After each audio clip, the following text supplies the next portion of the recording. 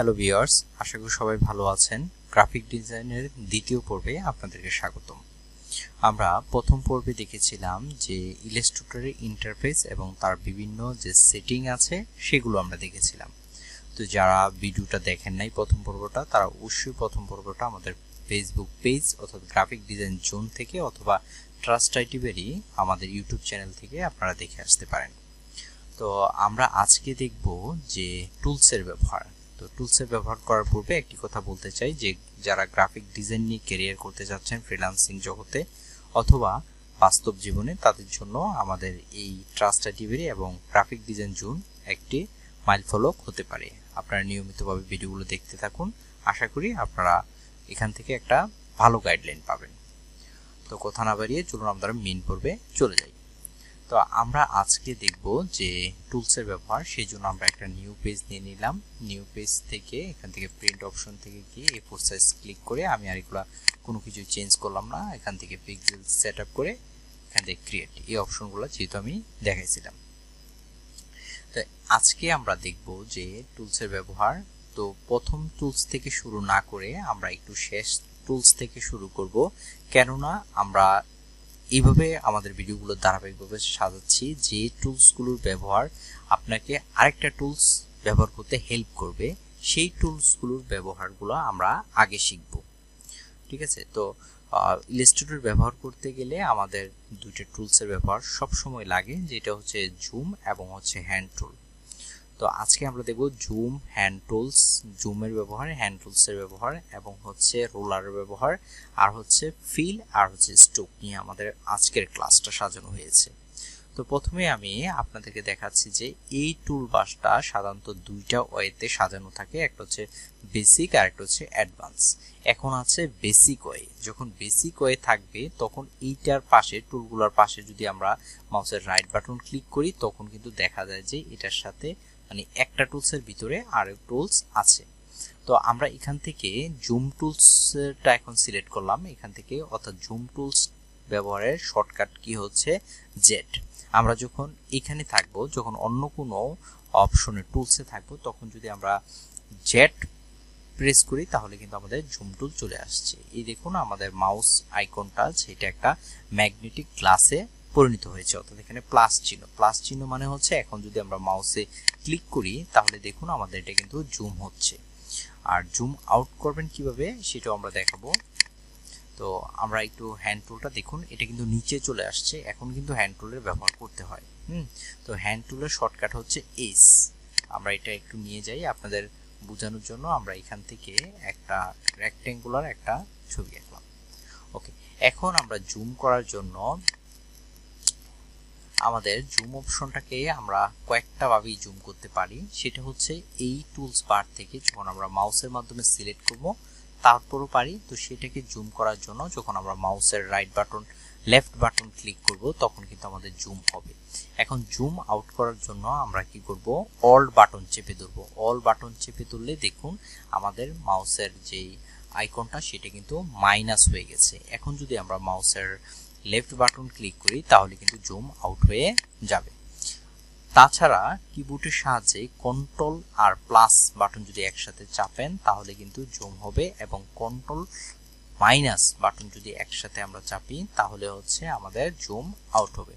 আশা করি জুমের ব্যাপারটা আপনারা বুঝতে পেরেছেন। আপাতত এই দুইটাই দেখালাম, আরো অন্যান্য ওয়ে আছে, দুইটা জেনে রাখুন সহজ পদ্ধতি।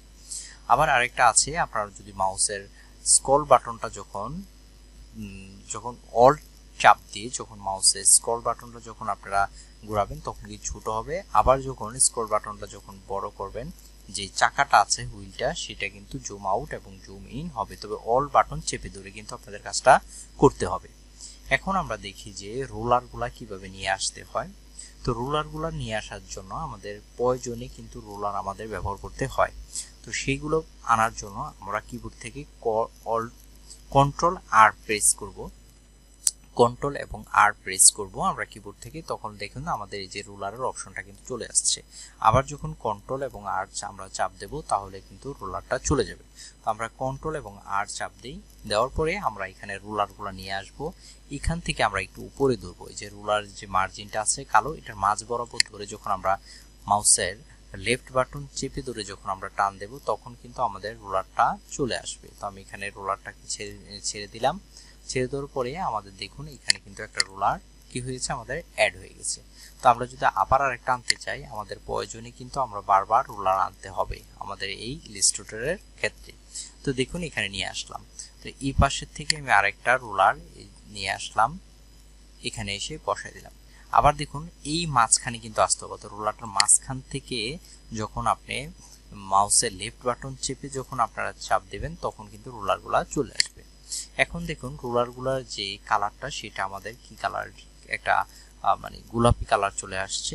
চাইলে এই কালারটা আপনারা চেঞ্জ করতে পারেন। তো সেটা কিভাবে করবেন, সেটা করার জন্য আপনারা এখান থেকে এডিট অপশন দিয়ে প্রিফারেন্স, আমি গত ক্লাসে প্রিফারেন্স সম্পর্কে বলেছিলাম যে আমরা বিস্তারিতগুলা ভিতরে কাজ করার মধ্যে দেখব। তো প্রিফারেন্সটা কিন্তু ইলাস্ট্রেটরের সেটিং ধরতে পারেন, ঠিক আছে। তো আমি এখান থেকে প্রিফারেন্সে গেলাম, প্রিফারেন্সে গিয়ে এখান থেকে প্রিফারেন্স অপশনটা, এখন দেখুন এখানে গাইড অ্যান্ড এখানে গাইডস আছে। এই গাইডটার কালারটা যখন আমি চেঞ্জ করব তখন কিন্তু এই কালারটা চেঞ্জ হয়ে যাবে। দেখুন এইটার কালারটা যখন আমি যদি একটু সবুজ করে দিই, এখান থেকে ওকে করে দিলাম এবং এখান থেকে আমি ওকে করে দিলাম, তাহলে কিন্তু এটা সবুজ হয়ে গেছে। তো এইভাবে গাইডের কালারটা কিন্তু আপনি চেঞ্জ করতে পারেন।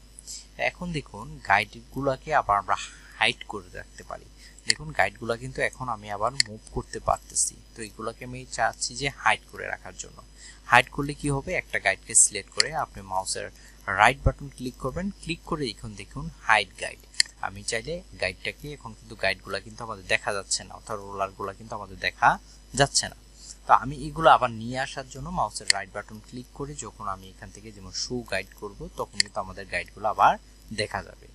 এখন এই দেখুন গাইডগুলোতে যদি আমি এখান থেকে এটাই নিতে যাচ্ছি, এটা এইভাবে নিতে পারতেছি, হ্যাঁ, সবগুলো এখান থেকে মুভ করতে পারছি। তো এইগুলো অনেক সময় আমাদের লক করার প্রয়োজন পড়ে, ক্ষেত্র বিশেষ আমাদের লক করার প্রয়োজন পড়ে।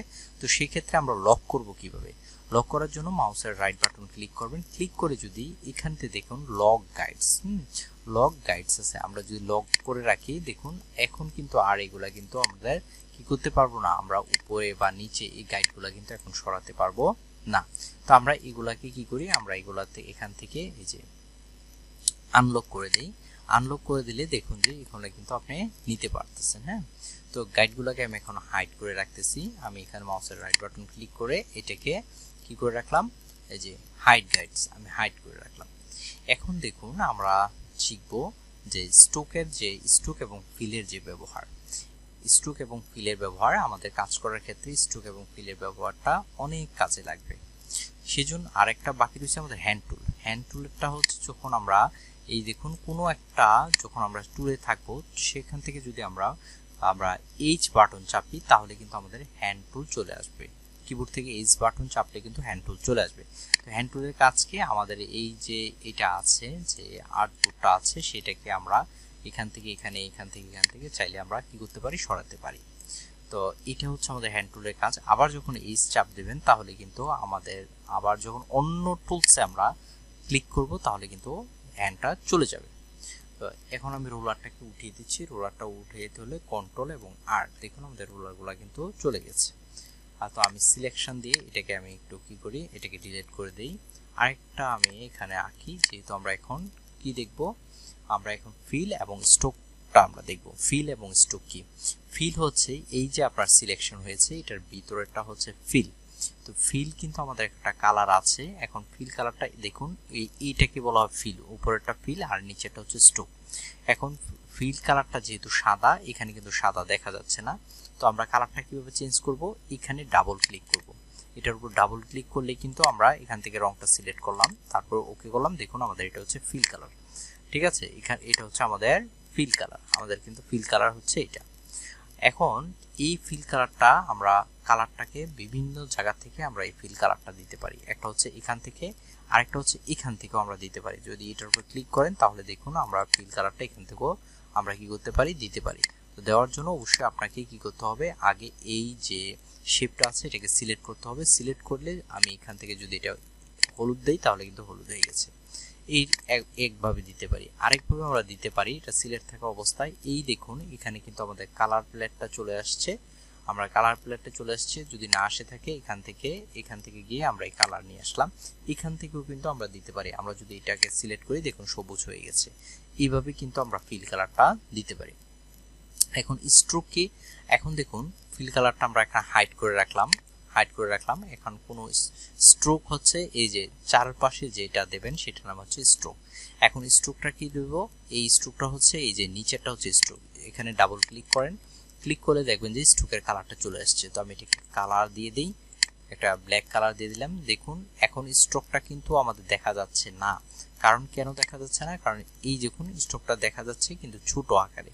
যদি ফিল কালারটা দিয়ে দিই, আমি ফিল কালারটা দিয়ে দিই, তাহলে দেখুন ওকে সিলেক্ট করে ফিল কালারটা দিতে হবে। আমি এখান থেকে সিলেক্ট করলাম এবং সিলেক্ট করে এই যে লাল কালারটা দিয়ে দিলাম।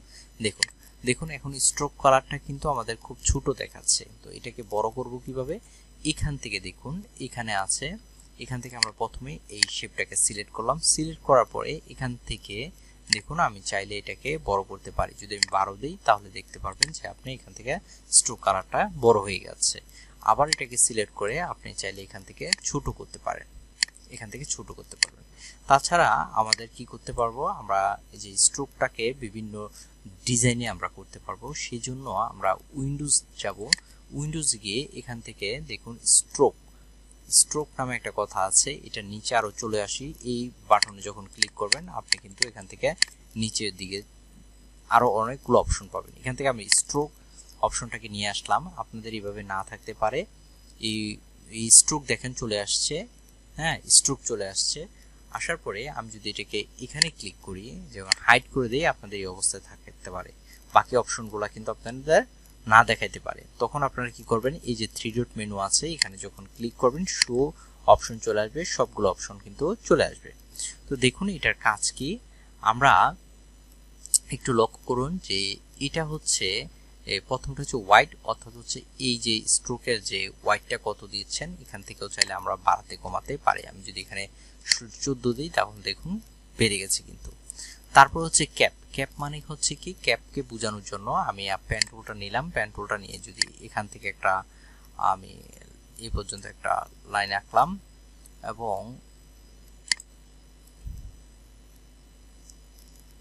আমি একটা লাইন আঁকি এখান থেকে এই পর্যন্ত একটা স্ট্রোক আঁকলাম। আমরা দেখুন একটা স্ট্রোক এঁকেছি এবং এটাকে যদি আমি কন্ট্রোল দিয়ে আমি কতগুলা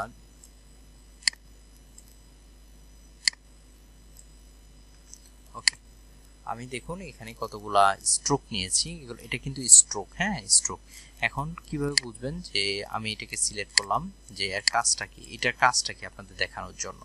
দেখুন যখন আমি এখানে ক্যাপের মধ্যে 3টে অপশন আছে, আমি যখন এইটাতে দিই তাহলে এটার মাথাটা কি থাকবে, দেখুন এটা মাথাটা কিন্তু সোজা রয়েছে। কিন্তু যখন এইটাকে দেই, এটাকে আমি সিলেক্ট করলাম, আমি একটু এখানে রাখি, এটাকে সিলেক্ট করলাম, একটু জুম করে আপনাদেরকে দেখাচ্ছি।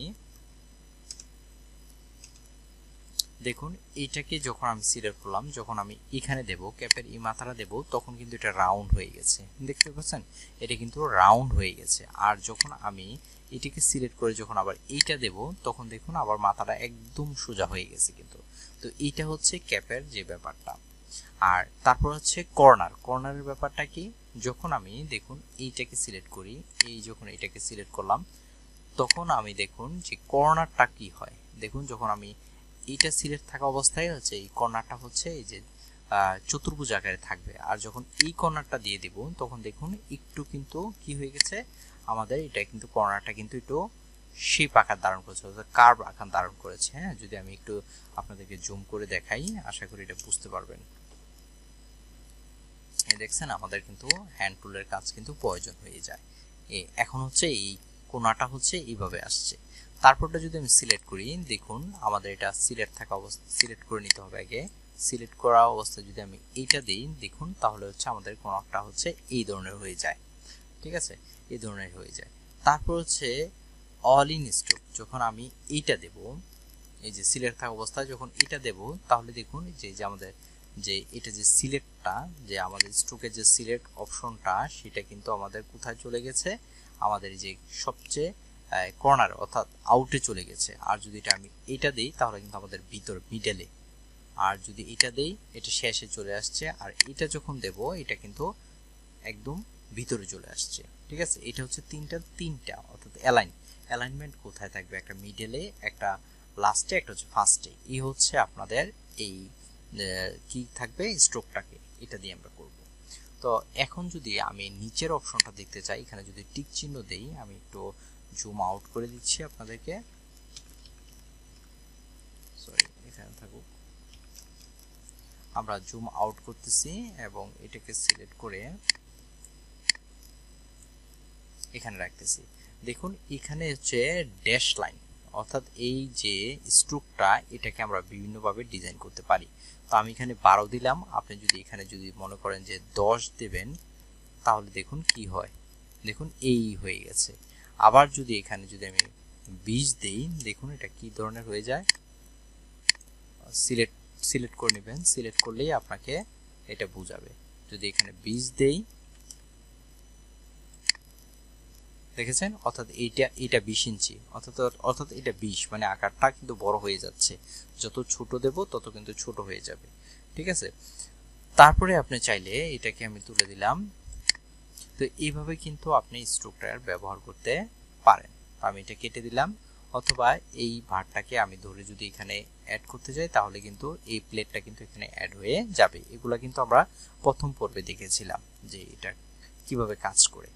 তো এই হচ্ছে আমাদের স্ট্রোকের এবং ফিলের যে ব্যাপার সেটা, আর হচ্ছে আমাদের জুম আউট এবং জুম ইন কিভাবে করবেন এবং কিভাবে রুলার আনবেন এবং গাইডগুলাকে কিভাবে আপনি হাইড করতে পারেন, লক করতে পারেন, সেটাই ছিল আমাদের আজকের পর্বের উদ্দেশ্য। তো ভিডিওটি ভালো লাগলে অবশ্যই আমাদের পেজটিকে ফলো করবেন আর চ্যানেলটিকে সাবস্ক্রাইব করবেন। ধন্যবাদ।